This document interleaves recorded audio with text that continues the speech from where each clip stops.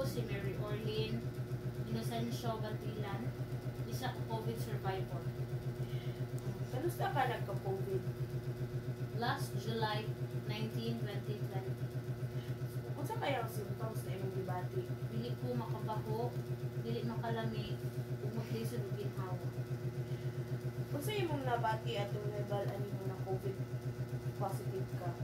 Siyempre, una sa tanan ma'am, nahadlok ko para sa akong self, nahadlok ko para sa akong pamilya nga nangabilin sa akong balay. Kung sa'yo gibati mo nga nakasulod sa isolation facility?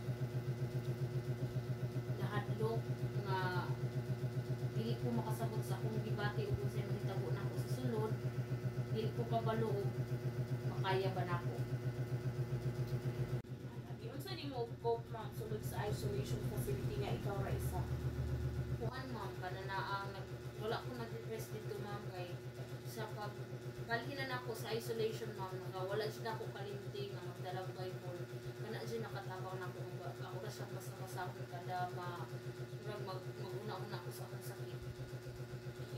So, kinsa kayo mong kisaligan ato mga panahon ma'am?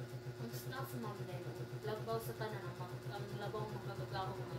Kaya pa siya mong ginaganog sa